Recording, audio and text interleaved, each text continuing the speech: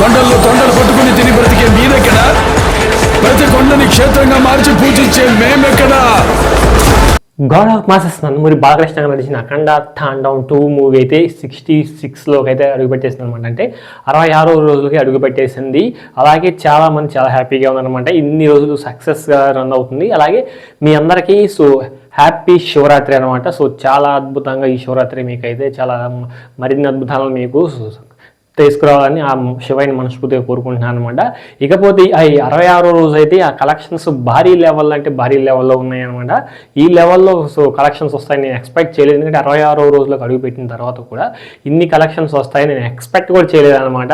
ఆ లెవెల్ ఊహించిన లెవెల్లో God of masses Nandamuri Balakrishna గారు క్రియేట్ చేస్తూ ఉన్నారు. అలాగే వరల్డ్ వైడ్ కూడా మంచి కలెక్షన్స్, అలాగే నైజాం, సీడైడ్, కోస్టల్ ఆంధ్ర ప్రతి చోట కూడా కర్ణాటక ఆల్ స్టేట్స్లో కూడా మంచి కలెక్షన్స్ అయితే మంచి రెవెన్యూ అయితే God of masses Nandamuri Balakrishna గారు నడిచిన అఖండ తాండవం మూవీ కలెక్షన్ చేస్తుందన్నమాట. ఈ లెవెల్లో నెక్స్ట్ ఆఫ్ ది లెవెల్లో never before never after level అయితే కలెక్షన్స్ సునామీ సృష్టిస్తూ ఉందన్నమాట.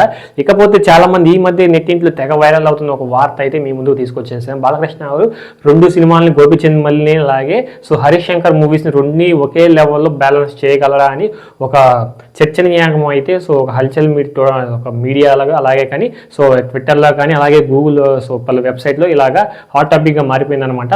బాలకృష్ణ గారు ఇంత రిస్క్ అయితే చేయరనమాట. ఇంత రిస్క్ సంక్రాంతికి 2 మూవీస్ని తీసుకురాలేదు, అలాగే 2 మూవీస్ని షూటింగ్ తీసుకెళ్ళలేదు అనమాట, చేయలేడు. ఎందుకంటే ఆ రిస్క్ని బాలకృష్ణ గారు పెట్టుకోరు అనమాట. అసలు ఎప్పటికీ కూడా 2 మూవీస్ని ఒకేసారి చేద్దాం, అది కాసేపు ఇది కాసేపు అని చేయరు.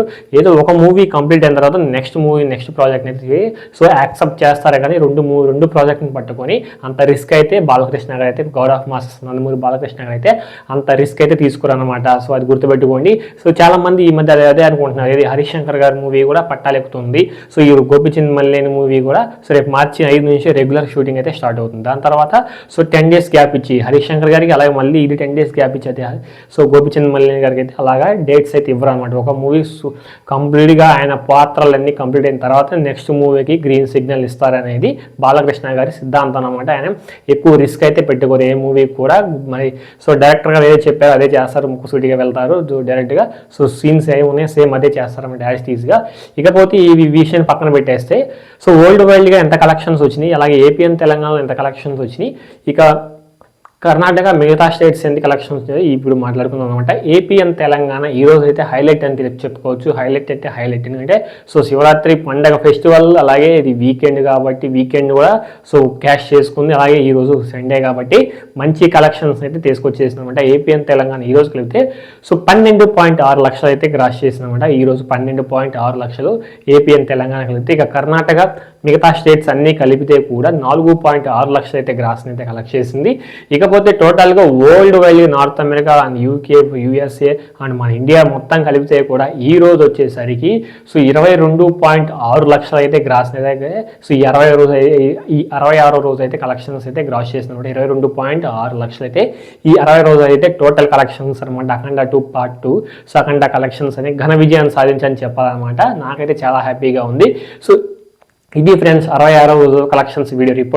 ఈ వీడియో అనిపించిందో కింద కామెంట్ సెక్షన్లో కామెంట్ చేయండి. వీడియో నచ్చితే లైక్ చేయండి. కొత్తగా మన ఛానల్ విజిట్ చేసినట్లయితే తప్పకుండా సబ్స్క్రైబ్ చేసుకుని పక్కనే ఉన్న బెల్ ఐకాన్ మీద ట్యాప్ ఇచ్చేసి ఆల్ మీద ట్యాప్ ఇచ్చేసి అలాగే హైప్ బటన్ ఉంటుంది, ఆ హైప్ని కూడా ఒకసారి క్లిక్ చేసి వెళ్ళండి అనమాట. ఇదే మీరు నాకే సపోర్ట్ చేస్తే ఫుల్ సపోర్ట్ అనుకుంటున్నాను అనమాట. నెక్స్ట్ వీడియో కలుద్దాం. Until then thank you.